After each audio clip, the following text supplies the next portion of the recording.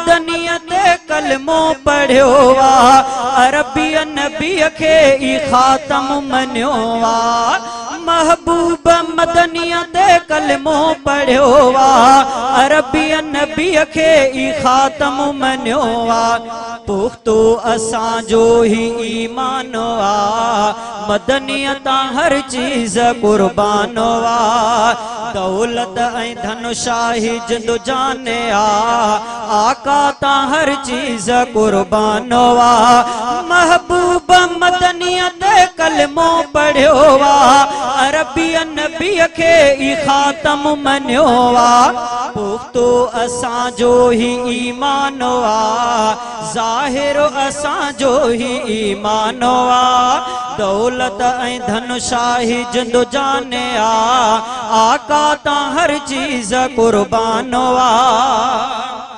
खत्मुन नुबुवत जो मुनकिर जो थींदो सोई सिधो सौ जहन्नम में वींदो खत्मुन नुबुवत जो मुनकिर जो थींदो सोई सिधो सौ जहन्नम में वींदो सोई सिधो सौ जहन्नम में वींदो मलऊन मुर्तद सो इंसान वा मदनियत हर चीज कुर्बान वा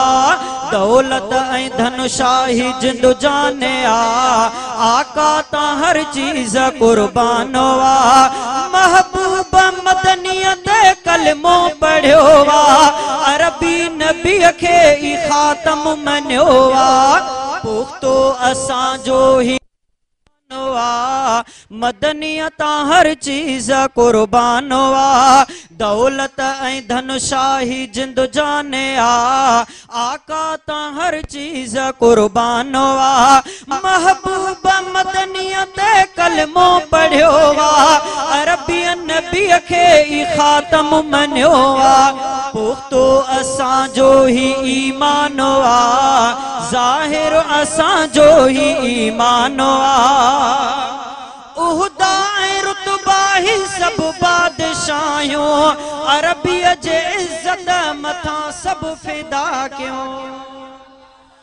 उहदा रुतबा ही सब बादशाहियों अरबी जे इज्जत मथा सब फिदा क्यों अरबी जे इज्जत मथा सब फिदा क्यों ऐ घोर अरबियत हर आन मदनियत हर चीज कुर्बान वा दौलत ऐं धन शाही जिंदु जाने आका ता हर चीज कुर्बान वा महबूब मदनियत कलमो पढ़ियो वा अरबी नबी खे ई खातम मनियो वा पुख्तो असांजो ही ईमान वा पुख्तो असांजो ही ईमान वा मदनियत हर चीज कुर्बान वा गुस्ताख सां थो करे जेको नरमी ऐं आशिके मुस्तफा साणो सती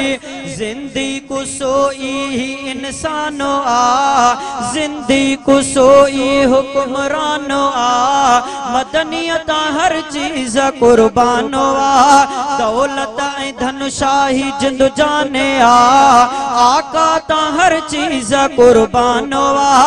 महबूब मदनियत कलमो पढ़ियो वा अरबी नबी खे ई खातम मनियो वा पुख्तो असांजो ही ईमान वा पुख्तो असांजो ही ईमान वा मदनियत हर चीज कुर्बान वा पियो माओ औलाद खां साह खां वधे अब्दुल अहद असांखे मोहम्मद पियो माओ औलाद ऐं साह खां वधे अब्दुल अहद असांखे मोहम्मद अब्दुल अहद असांखे मोहम्मद दिल जो भुञाहियो ऐलान ज़ाहिर असांजो ही ईमान दौलत ऐं धन शाही जिंदु जाने मदनियत हर चीज कुर्बान महबूब मदनियत कल